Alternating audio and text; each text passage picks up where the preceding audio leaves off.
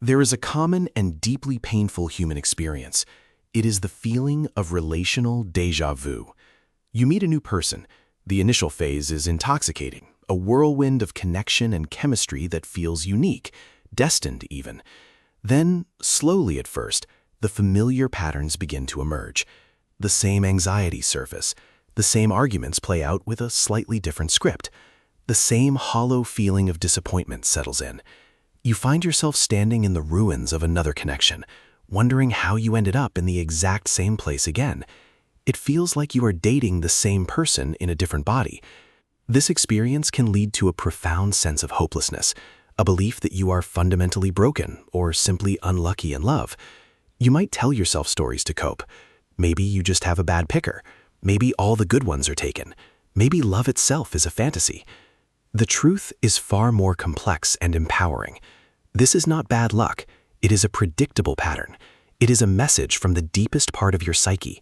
There is a hidden director behind the scenes of your love life, an unseen force casting the same actors for the same roles in every production. This director is your shadow self. Today, we are not here to offer simple advice or relationship hacks. We are embarking on a deep psychological investigation. We will unmask this hidden director. We will understand its motives, and we will learn how to take back control of the script, transforming these recurring tragedies into a story of profound self-awareness and genuine connection. This is the journey of understanding your shadow. The term shadow self was coined by the Swiss psychiatrist Carl Jung. It is one of the most vital concepts in understanding the human psyche. Imagine for a moment that your conscious personality, the person you know yourself to be, is a brightly lit room.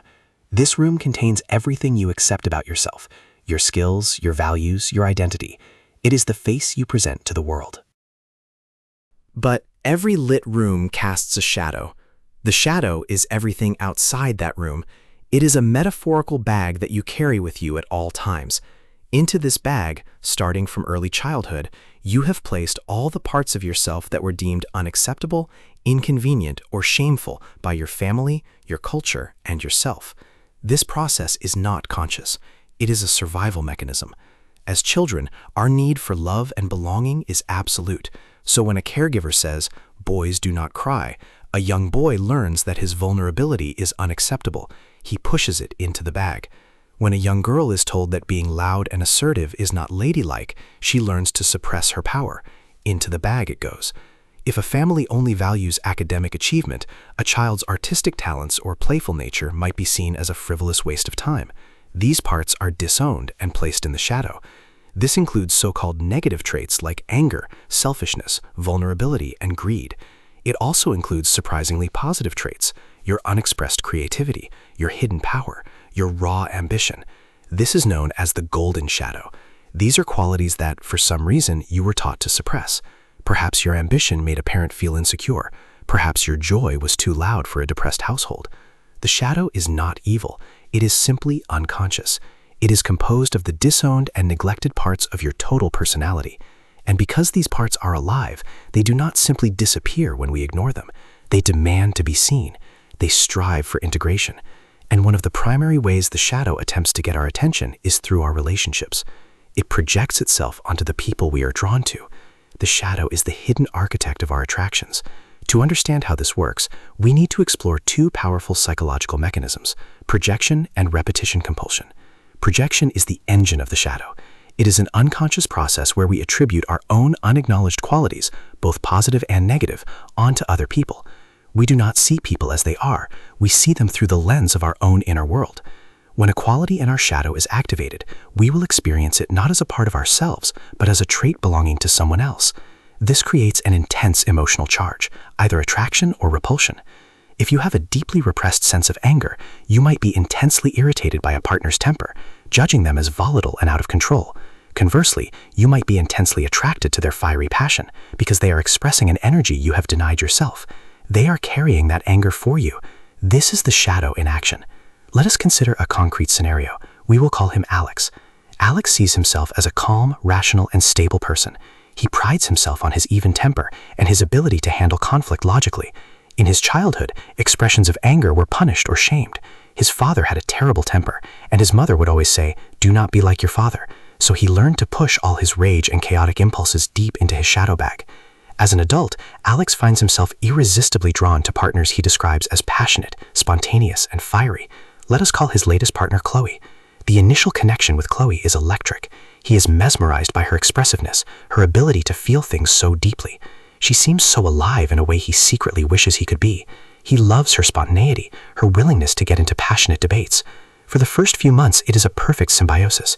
He is the calm rock, she is the vibrant flame. But inevitably, the dynamic sours. Her passion starts to feel like drama.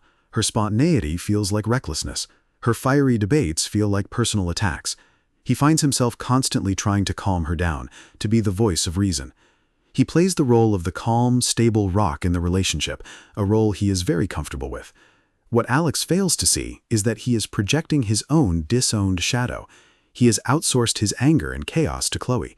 He is unconsciously drawn to her because she lives out the very energy he has repressed. This allows him to experience his own shadow indirectly, while maintaining his conscious identity as the calm one. The intense chemistry he feels is the magnetic pull of a disowned part of himself. The relationship is a mirror. His partner is reflecting his own unacknowledged rage. The frustration he feels towards her is actually a misdirected frustration with his own inner division. This dynamic is not sustainable. It is based on an unconscious contract. You carry my chaos so I can remain calm. Eventually, the weight of this projection becomes too much, and the relationship collapses under the strain of the same recurring conflict. Alex is then left feeling like a victim of another unstable partner, never realizing he was the one who cast them in that role. He tells his friends, "I always attract drama." He fails to see he is the one writing the script. This brings us to the second mechanism, repetition compulsion. This concept, first identified by Sigmund Freud, describes our unconscious tendency to reenact early life experiences and unresolved emotional dynamics, especially traumas, in our adult lives. Our first relationships with caregivers form a blueprint for connection. This is further illuminated by attachment theory, which shows how these early bonds shape our expectations of intimacy. If a child had an emotionally distant or critical parent, they might develop an anxious attachment style, learning that they must perform or achieve to earn love. As an adult, they will unconsciously seek out partners who are also emotionally unavailable or critical. The unconscious goal is not to suffer again, but to finally win the love they never received, to fix the original wound.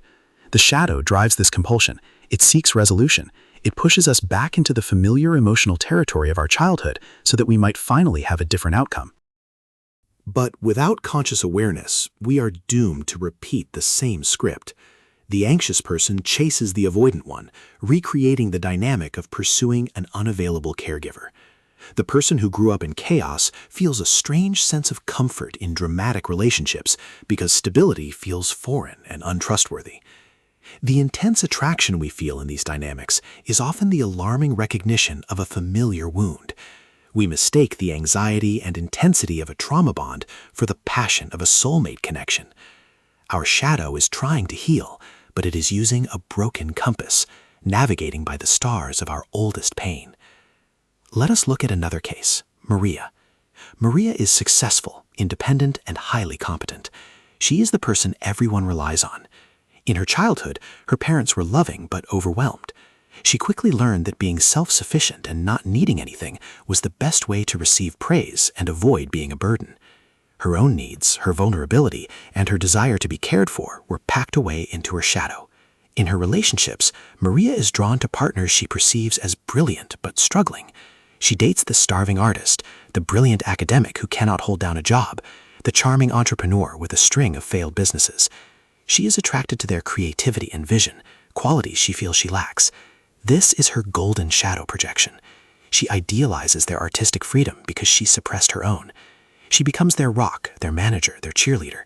She finds purpose in supporting their dreams. But over time, resentment builds. She feels exhausted, unappreciated, and taken for granted. She wonders why she always ends up with partners who are projects. The relationship ends, and Maria is left feeling used, reinforcing her belief that she can only rely on herself. Maria is caught in a repetition compulsion. She is recreating her childhood role of the capable one who takes care of everyone else. Her attraction to these partners is twofold. First, she projects her golden shadow, her own disowned creativity and freedom, onto them. This creates the intense idealization. Second, their neediness allows her to avoid her own.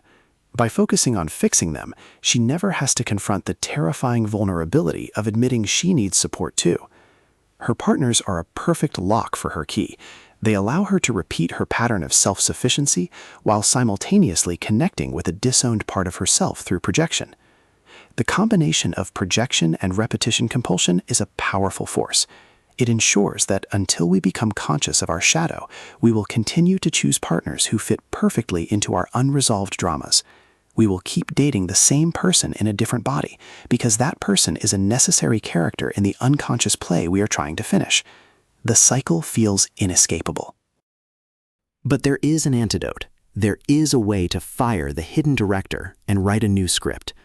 The solution is a process Jung called integration. We call it shadow work. Shadow work is the courageous and intentional process of turning your attention inward. It is about opening that metaphorical bag you have been carrying and looking honestly at what is inside. It is not about eliminating the shadow. That is impossible. The goal is to make it conscious. It is about reclaiming the disowned parts of yourself, the anger, the vulnerability, the power, and integrating them into your whole personality. This is the pivot from being a victim of your patterns to becoming an empowered architect of your life. It is the shift from unconscious reaction to conscious choice. This work is not easy. It requires radical honesty and a willingness to sit with discomfort. It means facing the parts of yourself you have spent a lifetime avoiding. For Alex, it means admitting he is not just the calm one. He also possesses a deep well of rage. For Maria, it means acknowledging that underneath her competence is a profound need to be cared for. This is the only path to breaking the cycle of relationship déjà vu. So, how does one begin this work? It starts with a simple yet profound shift in perspective. Your relationship triggers are not problems, they are maps. The intense emotional reactions you have to your partner are pointing directly to your own unintegrated shadow material. They are messengers from your unconscious.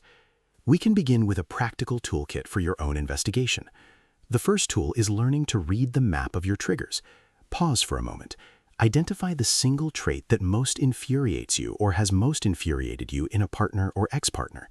It could be their messiness, their need for control, their emotional distance, their loudness. Be as specific as possible. Hold that specific trait in your mind. Now, with as much honesty as you can muster, ask yourself this question. Where does a version of that trait show up in my own life? The form might be different. If you are infuriated by your partner's laziness, it might not mean you are lazy. It could mean you have a deeply repressed need for rest and stillness, a part of you that you judge as lazy and unproductive. Your anger at them is a defense against your own disowned need. If you are angered by a partner's arrogance, look for the places where your own healthy pride or ambition has been suppressed. Perhaps you were taught that it was not okay to shine or to be confident. Seeing it in someone else triggers the pain of your own diminished self. This exercise is the thread. If you pull on it, it will begin to lead you into your shadow. The second tool is journaling. This is not just a diary of events. It is a dedicated space to have a dialogue with your unconscious. Use prompts to guide your exploration. Do not just write about your feelings, write to them. Write a letter to the part of you that feels angry. Write a letter to the part of you that feels needy. Ask them what they need. Describe a recurring dream and explore the feelings it brings up without trying to interpret it logically. Give your shadow a voice. Ask it what it wants, what it needs, what it is trying to tell you through these patterns. Another powerful prompt is to finish this sentence. The kind of person I could never be is, then explore why. The answer often points directly to a disowned part of the self. A third technique Jung developed is called active imagination. This is a form of conscious meditation where you allow the figures from your mind, your moods, and your dreams to take on a life of their own. This is more advanced but incredibly potent. Find a quiet space where you will not be disturbed. Close your eyes and bring to mind a strong feeling or a figure from a dream. Let us say it is your inner critic. Instead of pushing it away, invite it to sit with you. Visualize it. What does it look like? What is it wearing? Then begin a dialogue. Ask it why it is so critical. Ask it what it is afraid of. Listen to its answers without judgment. This is not about intellectual understanding. It is about building a relationship with the lost parts of your own soul. You are turning an inner enemy into a source of information and potential wisdom. It is also crucial to explore your golden shadow. This is often the most joyful part of the work. Think about the people you admire intensely, almost to the point of idealization. This could be a public figure, a mentor, or even a fictional character. Make a list of the specific qualities you are drawn to in them: their creativity, their confidence, their freedom, their discipline. These qualities are very often your own unacknowledged and undeveloped potential. You project your own gold onto others because it feels safer than owning it yourself. The work here is to reclaim it. For each quality you listed, find one small piece of evidence that this quality also exists in you. If you admire someone's courage, remember a time you were brave, no matter how small. If you admire their creativity, remember a time you made something you were proud of. The next step is to take a small, manageable action to cultivate that quality. Instead of just admiring their confidence, sign up for a public speaking class. Instead of depending on a partner for excitement, book a solo trip or try a new hobby. This is how you move from dependency to wholeness. This process of shadow work fundamentally rewires your attraction blueprint. As Alex begins to own his repressed anger through healthy outlets like intense exercise or therapy, he will no longer be unconsciously drawn to partners who carry it for you. He will find their drama less captivating and more draining. He might find himself attracted to a partner who is passionate but also stable, because he is now capable of holding both energies within himself. As Maria starts to acknowledge her own vulnerability and learns to ask for help, she will no longer need to rescue others to feel valuable. She will stop being attracted to projects and start being drawn to partners who are capable of mutual support. She will no longer project her creativity but will start her own artistic practice. The transformation is profound. The goal of shadow work is not to find a perfect partner who will never trigger you. That is an illusion. The goal is to become so familiar with your own inner landscape that when a trigger does occur, you can recognize it as an opportunity. You can pause. Instead of immediately blaming your partner, you can look inward and ask, what part of me is being activated right now? What is this feeling trying to tell me about my own shadow? You can take responsibility for your own emotional reaction. This is the foundation of a conscious relationship.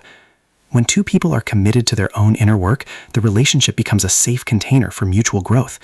Conflicts are no longer battles to be won, but invitations to deeper understanding of oneself and the other. The intense, chaotic pull of a shadow projection is replaced by a calmer, more grounded connection based on reality, not illusion. The desperate need to be completed by another is replaced by the quiet joy of sharing your completeness. You finally break the cycle of déjà vu. You stop casting partners in the roles of your parents or your disowned selves. You begin to see them for who they truly are, another complex individual on their own journey. And you allow yourself to be seen in your own wholeness, light and shadow combined. This is the ultimate outcome of unmasking your shadow. It is not just about having better relationships with others.